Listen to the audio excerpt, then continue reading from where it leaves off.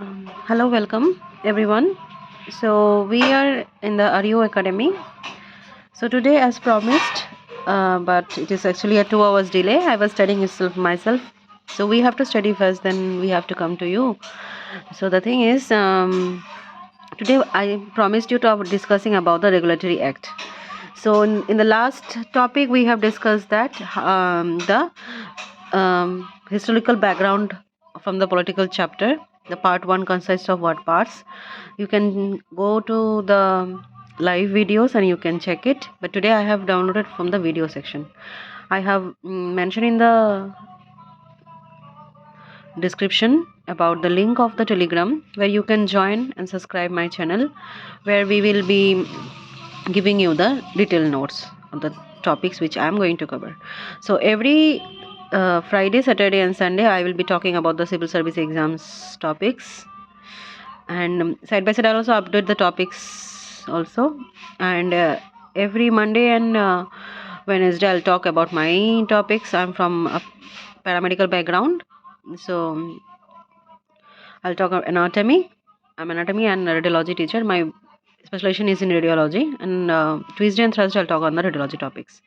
So I request you all to subscribe the channel, share to all, and I'm going to make it a very easy way. I'll not talk so much. The channel will not have so much classy videos and all. My aim is to teach you, not to have fashions or to uplift. I'm not good in editing and all. Whatever is there, it will be simple, direct. So coming to the regulatory, it will be like as a live daily blogs. So coming to the Regulatory Act. So Regulatory Act, when it was formed, Regulatory Act was formed in 1773. And what made the Britishers to who are now at present ruling in India? In those days, that was the East India companies. They were ruling what? They were ruling the Union territory. So now when they came to India on 1600 BC.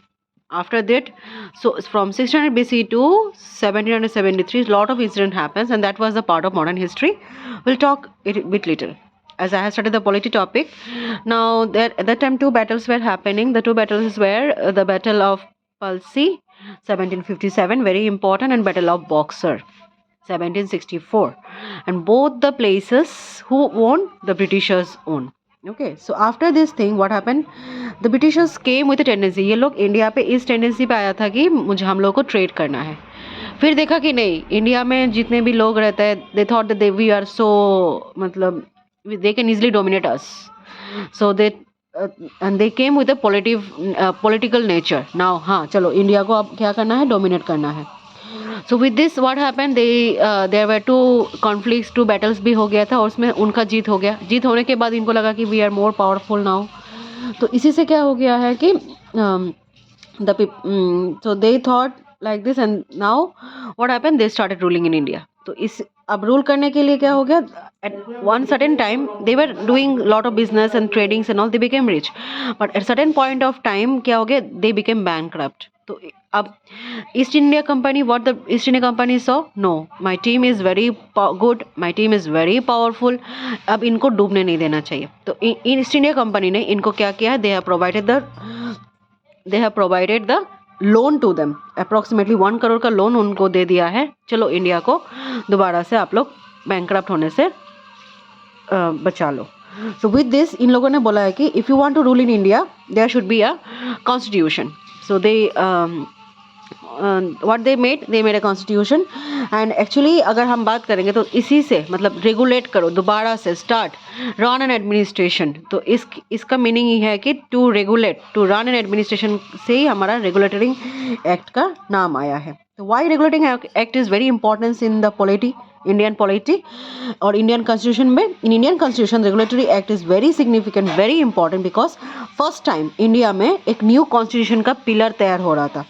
We can say that regulatory act हमारे prelims हर exams में important है. क्यों important है? क्योंकि to make a constitution the first important pillar is started. तो first act तैयार हुआ है, रूल्स एंड रेगुलेशंस एक्ट की तरह ये लोग चेंजेस लाया है, बिल्डअप किया है. तो the first act was 1773. It was a pillar for the Indian constitution, so that made it very important. So this marked the commencement of British legislative oversight to the company regime in India. Company का राज जो है British का वो आया है. ठीक है. Next, तो रेगुलेटरी एक्ट को किसने बनाया? The regulatory act was made by the who is going to regulate and whom? तो it was made by whom? It was regulate by the parliament of East India company, British parliament of East India company ये act बनाया है। और इसको precede किसने किया था? It was preceded by Mughal empire. Mughal ने बोला चलो आओ जो इंडिया में देखो हमारे यहाँ ट्रेडिंग है। और इसको सक्सीड किसने किया? ब्रिटिश काउंट ने किया था। तो पहला कब बना था? It was made in 1773. Who were the members? The members were East India Companies. तो इसमें क्या हुआ था कि that time regulatory act, this also regulatory act का दूसरा नाम भी है हमारा East India Company act 1772. Okay, तो this was an act by the parliament of Great Britain to overhaul the management of East India Company in India. तो the act बहुत देर तक नहीं था, the act was only for few years. Okay, so the main purpose was ki it was the first step for the parliamentary control over the company and centralized administration in the India. तो इस act का introduction किसने किया था? It was first this act was first introduced in 18th May 1773 by Frederick North. Okay, this was introduced by Frederick North. अब ये Frederick North कौन था? He was the Prime Minister of Great Britain at that time. ठीक है, Frederick North कौन था? He was the Prime Minister of Britain at that time. और इसका चालू कब हुआ था? This act was started on 10th June 1773. और ठीक है, तो इस टाइम क्या हुआ था? तो what was the main purpose of this act was there were 3 governors running government of Bengal, Madras और बॉम्बे। इन तीनों का अलग अलग मतलब they were ruling the India in their own way. तो इनका कोई डोमिनेट करने वाला, कोई रिपोर्ट करने वाला नहीं था। So all of this 3 governors were directly reporting to the 24 member committee of the great Britain, Britishers का कंपनी को। तो अब इंडिया में एक कॉन्स्टिट्यूशन बन गया है, तो अब क्या है कि आप इनको एक अथॉरिटी चाहिए जिनको ये रिपोर्ट कर सके। तो द मेन इस एक्ट का the main purpose of this act, the first thing of this act was कि ईस्ट इंडिया कंपनी का जो गवर्नर जनरल था, गवर्नर जनरल ऑफ बंगाल था, उसको पावर दिया गया है and it has been change to governor general of Bengal. Governor of Bengal जो था उनको क्या गया, एक हाई पोस्ट दिया गया है कि गवर्नर जनरल ऑफ बंगाल होना चाहिए। तो गवर्नर जनरल ऑफ बंगाल को कौन who is electing him? He is elected by the members of the Britain, that is the high official, ये हेड होता है। तो गवर्नर जनरल उनको अपॉइंट किया गया है। तो फर्स्ट रेगुलेटिंग एक्ट का मेन फीचर क्या था कि ईस्ट इंडिया कंपनी को एक गवर्नर जनरल ज़रूरत था, हाई ऑफिशियल ज़रूरत था जिसको ये लोग रिपोर्ट कर सके। तो इसमें 3 गवर्नर्स थे, कौन कौन था? बंगाल, मद्रास और बॉम्बे। तो प्रायोरिटी किसको दिया गया है? It was given to the governor of Bengal को बना गया है गवर्नर जनरल ऑफ बंगाल। तो who was the governor general of Bengal that time? The governor general of Bengal was that time lord Warren Hastings. So very important question for the prelims की governor general of Bengal कौन था हमारा? और the governor general of Bengal was Lord Warren Hastings. तो इसको किसने appoint किया है? Who appoints him? He was appointed by the company of the East India Company. और उस गवर्नर जनरल को रूल करने के लिए 4 एग्जीक्यूटिव मेंबर्स चाहिए था। तो इन 4 एग्जीक्यूटिव मेंबर्स को 4 एग्जीक्यूटिव मेंबर्स वर नीडेड। तो governor general of Bengal plus 4 executive members along with the 4 executive members, they were the first who was ruling the India. So it was तो 4 members को कौन elect करता था? It was elected by the parliament of the British. So who was the first governor general of India? The first governor general of India Bengal was the lord Warren Hastings. So this was the first which was highlighted in our regulating act. उसके बाद अगर आपको जाना है तो उसके 4 members को भी जानना चाहिए। तो what are the names of the 4 members? Philip Francis, George Monson, John Calvin and Richard Barwell. तो ये 4 एग्जीक्यूटिव मेंबर्स है जो काफ़ी इंपॉर्टेंट है कि इनमें से कौन कौन हमारा एग्जीक्यूटिव मेंबर्स के लिस्ट में था, but governor general of Bengal हो गया था, उनके पास इतना पावर नहीं था क्योंकि ये जो 4 मेंबर्स थे they were not supporting him. The second rule of the regulating act says that कि if you are dominating, if you want to make any laws and regulating regulations, you have to come by the voting of this 4 members. तो 3 members against में थे, 1 member था, तो at least 2 members का voting was mandatory. So for this he tried to change but it was not possible for him. अब इस regulatory act में क्या हुआ है कि गवर्नर जनरल था, 4 मेंबर्स था और एक सुप्रीम कोर्ट का ज़रूरत था। So this is not the modern court which we have supreme court, this was the court for only for the trials of the Europeans. जो भी एक्ट आते थे, जो भी लोग रूल्स आते थे, उस एक्ट को प्रॉपरली क्रोनोलाइज करने के लिए ये सुप्रीम कोर्ट बना था। तो when was the supreme court made? The supreme court was made in 1774 at Calcutta, because governor general of Bengal को ही बनाया गया था। और उसके साथ साथ जो बाकी का 2 गवर्नमेंट था हमारा, किसका, बॉम्बे और मद्रास का, they also come under him. तो गवर्नर्स ऑफ बंगाल और मद्रास दोनों को ही रिपोर्ट किसको करना था? गवर्नर जनरल को। तो गवर्नर जनरल कहाँ पे था? बंगाल का था। तो उसके बाद तो चीफ जस्टिस था उस दैट टाइम, इसका नाम क्या था? Sir Elijah Impey. He worked from 1774 to 1783। First chief justice, एक उस कलकत्ता का सुप्रीम कमेटी में एक चीफ जस्टिस था और 3 जजेस थे। तो 3 जजेस में कौन था? हाइडर, लिमस्टर और चैम्बर्स था। ये 3 जजेस थे और एक चीफ जस्टिस था। तो चीफ जस्टिस का नाम क्या था? एलिजा एम्ब्रल। तो एडमिनिस्ट्रेटिव और पॉलिटिकल पावर्स भी लाया गया था उस टाइम। एडमिनिस्ट्रेटिव पावर था, पॉलिटिकल पावर था इस एक्ट के द्वारा, और सेंट्रल एडमिनिस्ट्रेशन का एक नीड था। So these are the 3 important things. तो रेगुलेटरी एक्ट का पर्पस क्या था? रेगुलेटरी एक्ट 1773 का सबसे पहला पर्पस था कि गवर्नर जनरल ने someone has to be reported. तो गवर्नर ऑफ बंगाल को गवर्नर जनरल ऑफ बंगाल बना दिया, इंडिया बना दिया है। उसके बाद उसमें गवर्नर जनरल के साथ 4 एग्जीक्यूटिव मेंबर्स थे, और जो बॉम्बे और मद्रास के गवर्नर्स थे जो इंडिविजुअली रोल कर रहे थे, अब उनको किसको रिपोर्ट करना था? गवर्नर जनरल ऑफ बंगाल को रिपोर्ट करना था।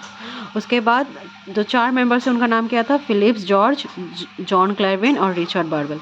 इन 4, उस समय का system of law and order का क्या सिस्टम था? वोटिंग सिस्टम था। 2 मेंबर्स को सपोर्ट मैंडेटरी था, बट तीनों ही अगेंस्ट में थे, अगेंस्ट ऑफ थे, ट्रायल पीरियड था। और उस समय और एक सेकेंड चीज़ क्या आया था उस फीचर्स में? सुप्रीम कोर्ट का था। एक सुप्रीम कोर्ट की ज़रूरत थी, तो एक सुप्रीम कोर्ट तैयार हुआ था इन 1774। It was at Calcutta, and उसका एक चीफ जस्टिस था और 3 जजेस था। चीफ जस्टिस का नाम क्या था? एलिजा एम्ब्रल। उसने कब तक काम किया है? 1774 से 1783 तक।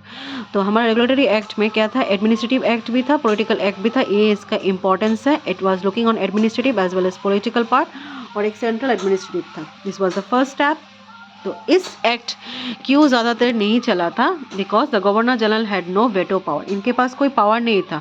What ever decision he have to take, he have to get the vote from this members, member of the parliament, उनका executive members, and they were not supporting him, so he has no power.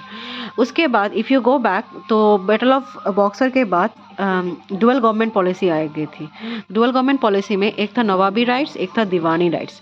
तो Diwani rights after winning the battle किसको मिल गया था? Britishers को मिल गया था। तो दे वर कलेक्टिंग द रेवेन्यू, बट लोग रेवेन्यू दे रहे थे, people were giving the revenue, but वो रेवेन्यू उनका बेनिफिट के लिए था। It was not look on by them. तो नवाब को बोला गया था, ब्रिटिशर्स ने बोला गया, नवाब को बोल दिया कि आप रिलैक्स करो, we are collecting the revenues. तो दीवानी राइट्स पूरा उनके हाथ में आ गया था। तो इससे क्या हो गया कि don't address the concern of the Indian population who are paying the revenue. तो रेवेन्यू जो पे कर रहे थे वो फ्रूटफुल हो रहा था? नहीं था। ये कोई देखने वाला नहीं था। Britishers were coming, collecting the revenue, people was bound to give that. तो करप्शंस बहुत ज़्यादा थे उस ब्रिटिशर्स के अंदर, एंड द सुप्रीम कोर्ट का power were not well defined कि सुप्रीम कोर्ट का पावर क्या है। वो बार बार बोलते थे कि 2 आदमी का वोटिंग चाहिए, 2 आदमी का वोटिंग चाहिए। तो इसलिए उसके बाद हमारा जो हम स्टडी करेंगे, हमारा 1781 में एक्ट ऑफ सेटलमेंट आया था। एक्ट ऑफ सेटलमेंट आया था, जो अगले वीडियो में हम देखेंगे। तो टिल देन आप लोग इसका डिटेल नोट, पूरा डिटेल क्लियर नोट आपको हम टेलीग्राम में भेज देंगे। आप यहाँ से जाके टेलीग्राम से कलेक्ट कर सकते हो। So that's all about our regulatory act. Regulatory act का इंपॉर्टेंस, तो एग्जाम्स में आप लोगों को ये पूछा जाएगा कि रेगुलेटरी एक्ट का इंपॉर्टेंस क्या है, क्यों ये आप एक्ट कर आया था, कब आया था, किसने बनाया, इस एक्ट का पीछे का बैकग्राउंड क्या था। तो 1773 में ईस्ट इंडिया कंपनी का पास फिनेंशियल अटैयर नहीं था। द कंपनी वाज, मतलब जैसे कि मोनोपोली ट्रेड कर रहे थे इंडिया में, तो इनको क्या किया है, ईस्ट इंडिया कंपनी का जो हेड थे उन्होंने क्या किया, गवर्नमेंट ने लोन दिया और बोला कि आप लोग दोबारा से इसको चालू करो। तो तो उसके चालू करने के लिए क्या चाहिए था, एक प्रॉपर गवर्नेंस की चाहिए था, एक सिस्टम आना चाहिए था, एक एक्ट आना चाहिए था। तो उस वजह से क्या हुआ है कि एक एक्ट का लॉन्च हुआ था। तो the first act which was supervised by the East India company was the regulatory act. ठीक है,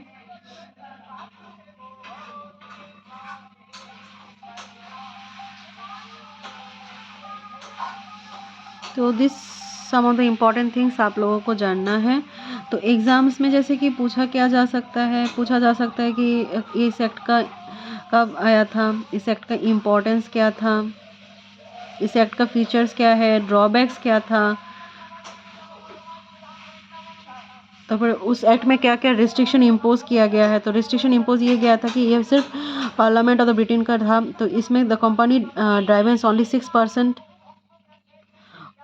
and limited to 4 year of term the court of the directors थे। It was refuse by the companies, voting नहीं होगा तो properly काम नहीं करेंगे। तो what is the main aim of the regulatory act was, regulatory act का main aim था कि overall the management of the East India Company, East India Company को पूरी तरीके से इंडिया में रूल करने के लिए। It is the first step towards the parliament control over the centralization of administration in India. Centralization, एक सेंट्रल एडमिनिस्ट्रेशन की ज़रूरत था and it was the main purpose. ठीक है, तो रेगुलेटरी एक्ट का फीचर्स क्या क्या थी, द एक्ट का फीचर्स था कि इस एक्ट में ही गवर्नर जनरल का अपॉइंटमेंट हुआ था। फर्स्ट गवर्नर जनरल का अपॉइंटमेंट हुआ था and it was with the 4 executive members. And ये कब हुआ था, it was in the presidency of the fort of William jointly called the governor general council. तो इस एक्ट के द्वारा who was appointed as the governor general was appointed as the Warren Hasting. तारपर governor general of Madras और बॉम्बे जो पहले अलग अलग से काम कर रहे थे, ये भी आप बंगाल के कंट्रोल में आ गया था। Now they could not wage war against Indian states without Bengal approval. Bengal के अप्रूवल चाहिए था तभी जाके ये लोग वॉर लॉन्च कर पाएगा, उसके अलावा नहीं कर पाएगा। The company directors were elected for 5 years and 1/4 of them were retired every year. Also they could not be re-elected. अगर कोई कंपनी का मेंबर एक बार इलेक्ट हो गया है तो दोबारा से इलेक्ट नहीं हो पाएगा। ये सब फीचर्स थी। The company direct to make public all correspondence revenue civil as well as military matters पे वो लोग ध्यान देते थे। और सुप्रीम कोर्ट का एक सुप्रीम कोर्ट की ज़रूरत थी, तो वो सुप्रीम कोर्ट भी हमारा तैयार हो गया था 1774 में। और उसका चीफ जस्टिस कौन था, it was sir Elijah Impey and just come from the England से आते थे। He had both civil as well as criminal jurisdictions. और इसका ड्रॉबैक क्या था कि गवर्नर जनरल के पास कोई पावर नहीं था क्योंकि सपोर्ट नहीं कर रहे थे, कोई करप्शंस बहुत था। तब सुप्रीम कोर्ट का पावर वेल डिफाइंड नहीं था। फिर parliament control was not that much well, क्योंकि हर मेंबर्स के रिपोर्ट्स स्टडी करके वोट देने का पर्पस नहीं था। क्योंकि ये जो 4 मेंबर इंडिया में आए थे, they were not properly welcome by Warren Hastings, so they went against Warren Hastings. इस वजह से क्या हो गया है कि they were not supporting him and he can't do anything for the work. So next जो हमारा एक्ट आ रहा है उसके बारे में हम पढ़ेंगे, that is the act of settlement. Okay.